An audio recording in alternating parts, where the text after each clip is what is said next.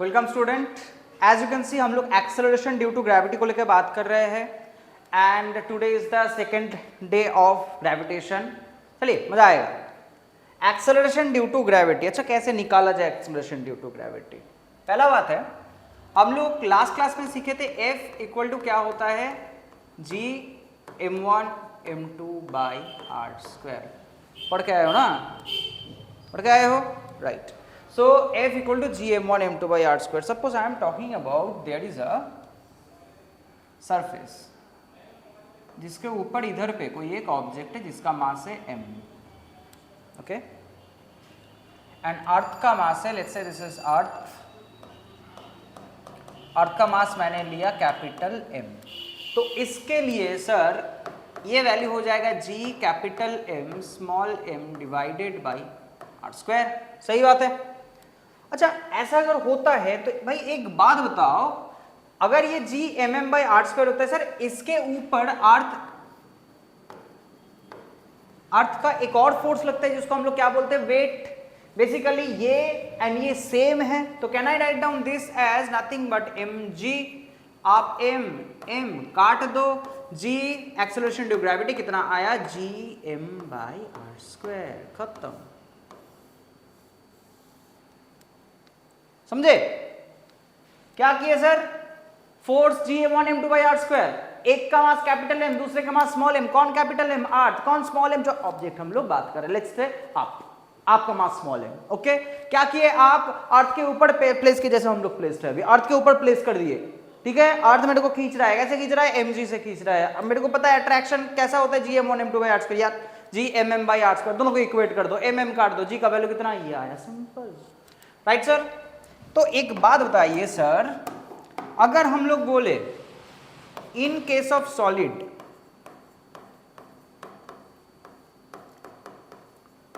अगर हम लोग सॉलिड के लिए बात करें तो सॉलिड में हम लोग क्या बोलते हैं sir, density. Let's take density is rho. होता क्या है sir density, density is equal to what, mass by volume. Sir mass मेरे को पता है m, वॉल्यूम कितना होगा, अर्थ एक्स। हम लोग मान लेते हैं कि ये स्फेरिकल है, हाँ पता है थोड़ा जियोसेंट्रिक है, बट आप मान लो ना भाई ये स्फेरिकल है। हम लोग क्लासिकल मैकेनिक्स का बात करें, everything should not be perfect there, don't need to be perfect there. हम लोग बहुत सारे एजम्पशन करते हैं इधर पे, राइट। जैसे आप एज्यूम करते हो ना, जी का वैल्यू 10 होता तो 9.8 है, ना तो होता है 9.8, कहीं कहीं वेरी भी कर जाता है, जो कि देखेंगे आज, राइट सर। अब एज्यूम तो करते हो, आप सैन फ्रांसिस्को का भी जी का वैल्यू 10 मानते हो, आपके घर का जी का वैल्यू भी 10 मानते हो, जो कि होना नहीं चाहिए। उसका ऑल्टीट्यूड अलग है, लैटिट्यूड अलग है, पोजीशन अलग है, रोटेशनल स्पीड अलग है, तो राइट सर। चलो सो थोड़ा तो मान लो कि भाई अर्थ हम लोग जो बात कर रहे हैं वो स्फेरिकल ऑब्जेक्ट है। स्फेरिकल ऑब्जेक्ट, सॉलिड ऑब्जेक्ट का मास वॉल्यूम कितना होता है, 4/3 पाई आर क्यूब। चलो 4/3 पाई आर क्यूब, ज्यादा तो नहीं हो रहा है। सो डेंसिटी शुड बी, सो इधर से मास कितना होगा, क्रॉस मल्टीप्लाई कर दो, वॉल्यूम के साथ इसको मल्टीप्लाई कर दो, 4/3 आर, अरे यार कहां से आ गया यार, 4/3 pi are cube into rho. अब बोलो देयरफॉर जी का क्या वैल्यू होता था, g capital M by are square. अच्छा बात है, so g by are square. अब चलो जो M का वैल्यू पुट कर देते हैं, 4/3 pi are cube into rho. अच्छा R square R cube cut के ऊपर आर आ जाएगा, तो अल्टीमेट वैल्यू कितना आया, 4/3 pi r rho g. For point object और हॉलो ऑब्जेक्ट जी का वैल्यू ये होता है, फॉर द सॉलिड ऑब्जेक्ट ये होता है। लॉजिक क्या है सर, सपोज आप कोई सरफेस है, let's say this is earth surface, हाथ है मेरा, अर्थ सरफेस है, अर्थ सरफेस पे कोई ऑब्जेक्ट है, उसको थोड़ा ऊपर लेके गए, क्या सॉलिड पे है कि हवा पे है, हवा पे है सर, क्या लेंगे सर, ये लेंगे कि ये लेंगे, we have to take this one. अब क्या किए सर, अर्थ है, मतलब अंदर चले गए, समझ रहे हो ना, ये अर्थ है, सॉलिड है, अंदर चले गए, टनल बनाए, टनल के अंदर चले गए। अब कौन सा लोगे, डेंसिटी, अंदर जा रहे हो, स्फीयर के अंदर जा रहे हो, तो ये कि ये लेना है, गॉट इट, गॉट इट। जब वो ऑब्जेक्ट हवा में चला जाएगा, अब ये करो, जब ऑब्जेक्ट कोई जमीन के अंदर घुसेगा तब ये पुट करो। क्यों सर, उधर पे डेंसिटी का मैटर है, इधर पे डेंसिटी का कोई मैटर नहीं है। ओके सर, समझ गए क्या किए sir, F equal to G M M by are square. F equal to M G, दोनों को इक्वेट कर दिए, उधर से G का वैल्यू निकाले। G का वैल्यू हम लोग सॉलिड पे निकाले, कैसे निकाले? सॉलिड ऑब्जेक्ट के लिए डेंसिटी, डेंसिटी क्या होता है? मास by volume, volume of a sphere, क्योंकि अर्थ इज अ स्फीयर हम लोग एज्यूम कर लिए, 4/3 pi are cube, cross multiply किया तो ये आया मास का वैल्यू, तो उसका वैल्यू पुट किए इधर पे, तो मास से कैलकुलेट करके 4/3 पाई आर रो जी आ गया, right sir? 4/3 pi r rho जी होता है सॉलिड के लिए, एंड हॉलो के लिए कितना होता है, या नॉर्मली कितना होता है? G equal to G capital M by are square, capital M क्या है? लार्जर ऑब्जेक्ट का, right sir? I am not talking about the smaller object, larger object like earth हो गया, मून हो गया, ये सब चीज के लिए। ओके सर, चलिए आगे बढ़ते हैं, उससे पहले आप स्क्रीनशॉट ले लो।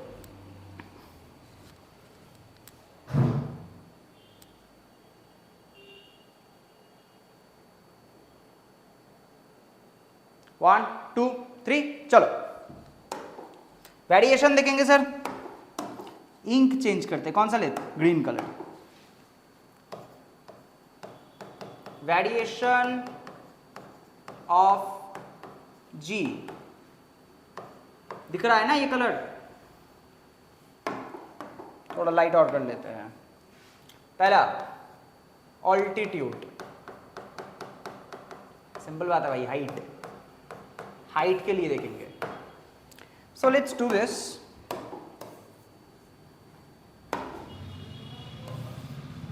क्या बात है, अर्थ, इसका मास मैंने ले लिया m, तो भाई एक ऑब्जेक्ट है अब स्मॉल m, इसको हम लोग कहीं इधर पे लेके आए, h हाइट पे लेके आए। ओके सर, सो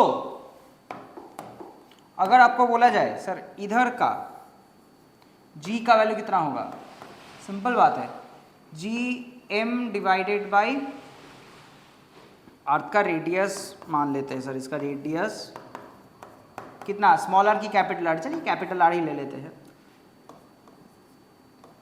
ये आप जब इधर पे लेके आए सर, सेंटर से कितना दूर गया है? r plus h, r plus h, so it is g dash is going to be g m by distance square. Okay, अब क्या करेंगे सर? सिंपल बात है, रेशियो निकाल दो यार, g डैश बाई g कर दो,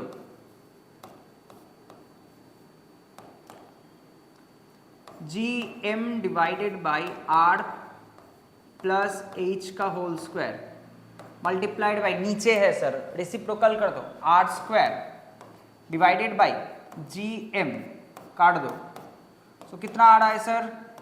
are by are plus H का whole square, that is coming 1 by r by are plus h by r का whole square, so g dash by g is coming 1 by 1 plus h by r का whole square.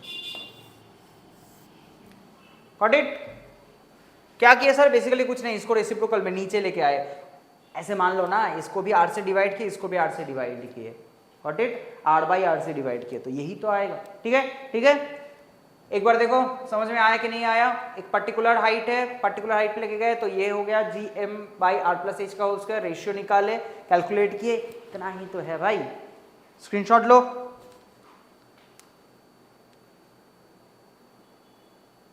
One two three, question पे चलते हैं।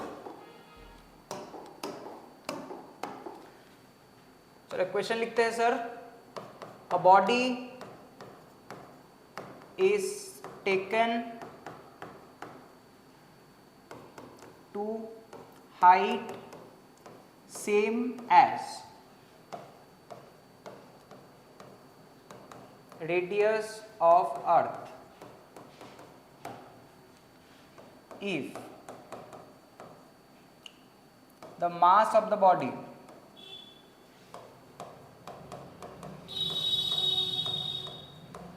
was 10 kg on surface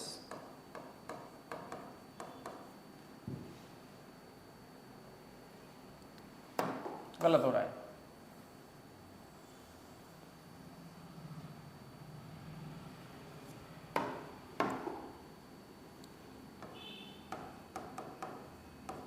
if the weight of the body 10 Newton on surface, find the weight on that height.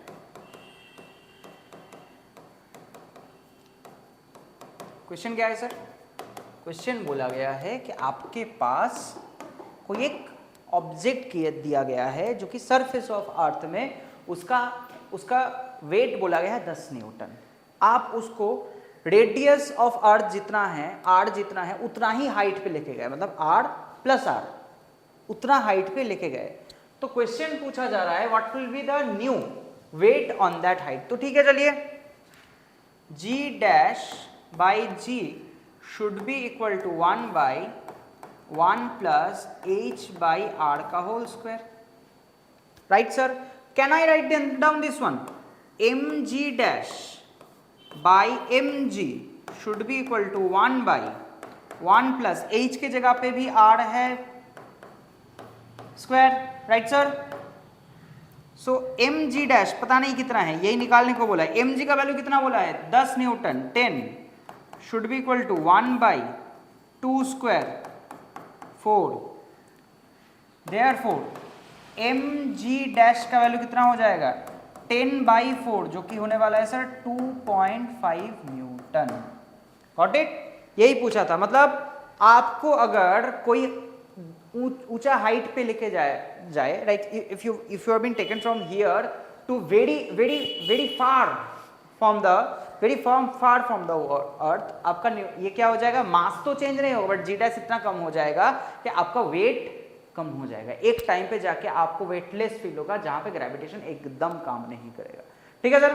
चल हो गया, next topic पे चलते हैं। Next topic is number 2, depth. क्या हुआ सर? हमारे पास अर्थ है, अर्थ का मास बोला गया है m, रेडियस बोला गया है r। There was a object here, इसको हम थोड़ा नीचे टनल बना के इधर पे लेके आए। कितना डिस्टेंस? d distance. तो आप मेरे को एक बात बताइए, इस जगह का g का वैल्यू कितना होगा भाई? बोलो। अब हम लोग क्या कर रहे हैं सर? डेप्थ पे जा रहे हैं, मतलब there is a matter of rho, density का एक मैटर है इधर पे। सो कितना होगा? 4/3 पाई r रो g। क्यों हम लोग किए? why we have taken here gm by r square and why we have taken here 4/3 pi r rho g? क्योंकि उधर पे हम लोग हवा पे जा रहे थे, इधर पे कोई डेप्थ पे जा रहे हैं। डेप्थ का मतलब we are talking it's about a solid. Solid के लिए ऐसा होता है। अच्छा, जब आप इधर पे पहुंच जाओगे तो g डैश का वैल्यू कितना होना चाहिए? 4/3 पाई, अब r के जगह पे देखो थोड़ा d डिस्टेंस कम हो गया है, सो r माइनस d रो g।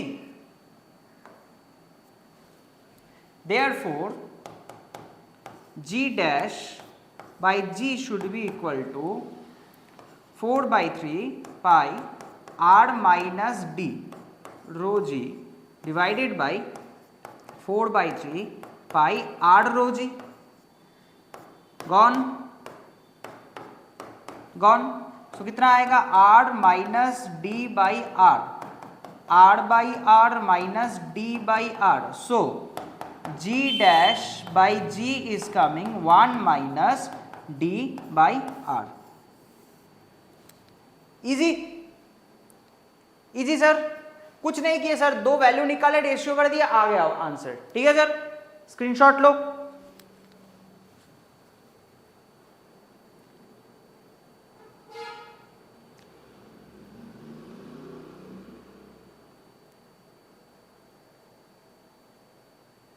वन टू थ्री, आगे बढ़ते हैं। एक क्वेश्चन करते हैं। क्वेश्चन कौन से इंक से करें? चलो इससे करते हैं। तो क्वेश्चन इज फाइंड हाइट और डेप्थ मान लेते हैं। Find depth where acceleration due to gravity will be same as that of in 2r height। ये मेरा क्वेश्चन है कि ऐसा एक डेप्थ बताओ जहां पे अगर एक बॉडी को 2r हाइट पे लेके जाया जाए, जितना आपका 2r हाइट पे लेके जाओ तो जितना आपका एक्सेलरेशन ड्यू टू ग्रेविटी होगा उतना डेप्थ पे लेके जाए तो सेम होगा। डी का वैल्यू पूछा है, चलो देखते हैं। सो व्हाट्स h हियर, कितना 2r पे लेके गए हम लोग, है ना, 2r पे हम लोग लेके गए हैं। सो लेट्स से अगर ऐसा है तो g डैश बाई g का वैल्यू कितना होना चाहिए sir? It should be 1 by 1 plus 2r by r का whole square, that is 1 by 9। तो g डैश का वैल्यू इधर पे होगा sir, g dash h height पे बोलते हैं सर, g बाई 9। अब depth g dash by g 1 minus d by r. अब देखो क्या बोला गया है सर, इसका वैल्यू सेम होना चाहिए। सो इसका वैल्यू कितना पुट करेंगे sir, g by 9 into g should be equal to 1 minus d by r. So 1 minus d by r should be equal to 1 by 9. 1 minus 1 by 9 should be equal to d by r. So d by r should be coming how much? 9 minus 1, 8 by 9. Therefore d should be equal to 8r by 9. तो radius का 8 by 9 parts पे अगर हम लोग उसको depth पे लेके जाए तो सेम अमाउंट ऑफ ग्रेविटी आएगा जितना कि आप 2r डिस्टेंस हाइट पे लेके जाओ। Got it sir? चलो थर्ड एंड लास्ट केस के बारे में बात करते हैं sir. Due to earth's rotation, पता है सर आपके बुक में 4th दिया गया है कि इक्वेटर में कितना होगा, इधर पे कितना होगा, इधर से ही निकल जाएगा सर, देख लो ना। So due to earth rotation, तो हमारे पास अर्थ मान लेते हैं सर इसको,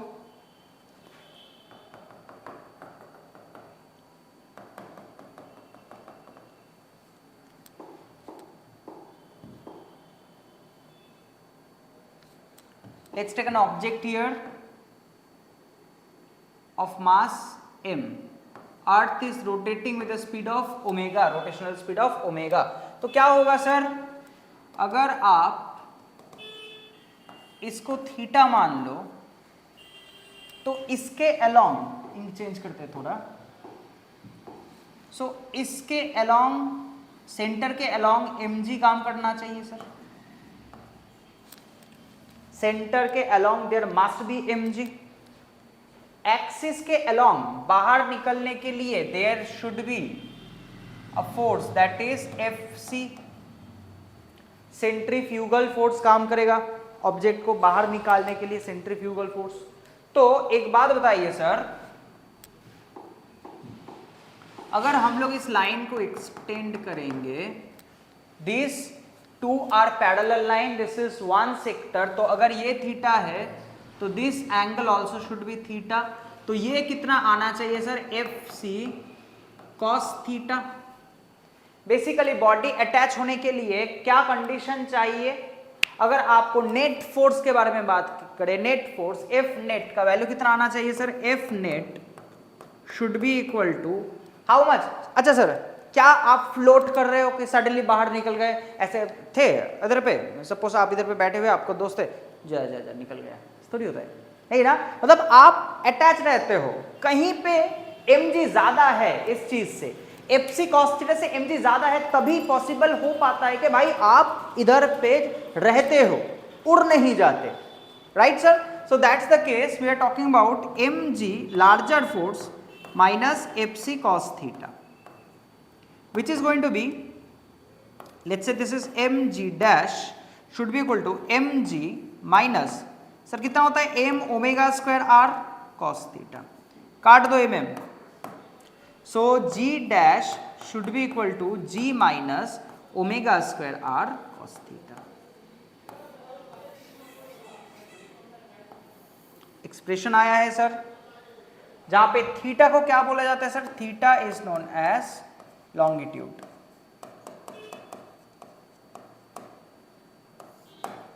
चलो स्क्रीनशॉट ले लो सर इस चीज का.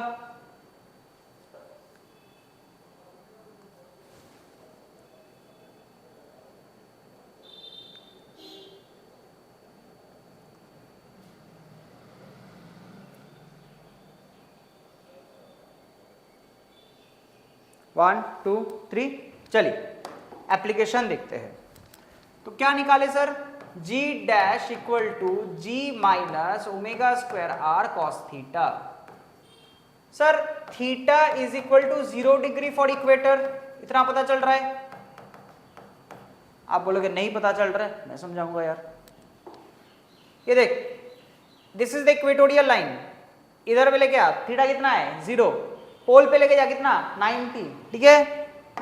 चलो so g dash should be equal to g minus omega square r cos 0 degree. cos 0 का वैल्यू कितना, राइट सर. तो g dash equal to g minus omega square r maximum value, क्योंकि cos थीटा का maximum value इधर पे आ रहा है, इसलिए this is the maximum value, right. g से सबसे बड़ा वैल्यू माइनस हो रहा है तो क्या होगा, this is the minimum value. Minimum क्या स्पेलिंग है,